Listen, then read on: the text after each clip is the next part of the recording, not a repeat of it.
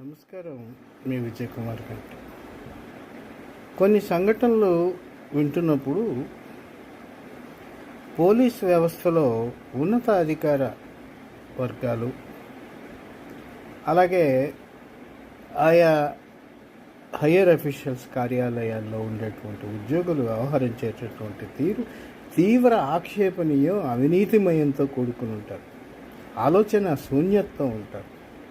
ఇప్పుడు దుర్గగుడి లాంటి దగ్గర దసరా ఉత్సవాలు జరిగేటప్పుడు కానీ, లేదా వెంకటేశ్వర స్వామి బ్రహ్మోత్సవాలు జరిగేటప్పుడు కానీ, లేదా గుణదల ఉత్సవాలు జరిగేటప్పుడు కానీ జనం పోటెత్తి వస్తారు. వీళ్ళని కంట్రోల్ చేయాలంటే ట్రస్ట్ లేనటువంటి పోలీస్ సిబ్బంది అవసరం. ఇక్కడ ఏంటి, పోలీస్ సిబ్బందికి ట్రస్ట్ ఏంటి అని మీరు ప్రశ్నించవచ్చు. ఇవాళ రోజుల్లో ట్రస్ట్ ఎక్కువ ఉన్న వాళ్ళకి 35 ఏళ్ళు దాటితే షుగరు, బీపీ, ఇతర సంబంధమైనటువంటి ముఖ్యంగా నర్వస్నెస్ అనేది విపరీతంగా పెరుగుతుంది. ట్రస్ట్తో మెదడుని ప్రభావితం చేసేటువంటి అనేక రక్తనాళాలు ఇబ్బంది కలిగించే రీతిలో ఉంటుంది. అలాగే హృదయ ప్రసరణకు సంబంధించి, అంటే హృదయానికి వెళ్ళేటువంటి రక్త ప్రసరణ నాళికలు కూడా ఇబ్బంది కలిగి వెళ్తున్నాయి, నాళాలు కూడా ఇబ్బంది కలిగి ఉంటుంది. ఈ పరిస్థితుల్లో పోలీసుల యొక్క ఆరోగ్య స్థితి గమనించకుండా అక్కడుండే ఆ ఆఫీస్లో ఉండేటువంటి వ్యక్తి, క్లర్కు, లేదా అక్కడ ఉండేటువంటి ఇన్స్పెక్టరో లేకపోతే ఇంకొక ఆయనో డిఎస్పీఓ వాళ్ళకి డ్యూటీలు వేసేస్తే వాళ్ళ ఆరోగ్య స్థితి ఉందా? ఎండలో చేసే డ్యూటీ ఇదే?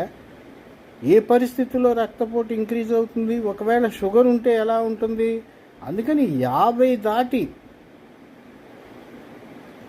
అన్ని వ్యాధులు ఉన్నటువంటి పోలీసులకు ట్రాఫిక్ డ్యూటీలు కానీ, జనాన్ని కంట్రోల్ చేసే డ్యూటీలు కానీ వేయటం అంత మంచిది కాదు.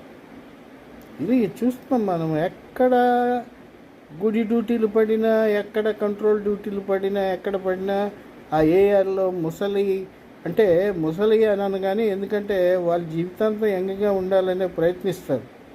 అనారోగ్య సమస్యలతో ఉన్న వాళ్ళని తీసుకొచ్చి అక్కడ ఆ ట్రాఫిక్ కంట్రోల్కి వాళ్ళకి వేస్తారు. చూడండి, వాళ్ళ కనకదుర్గమ్మ గుడిలో ఆ విజయనగరం జిల్లాకు చెందినటువంటి ఎస్ఐ ఆ డ్యూటీలకు వచ్చి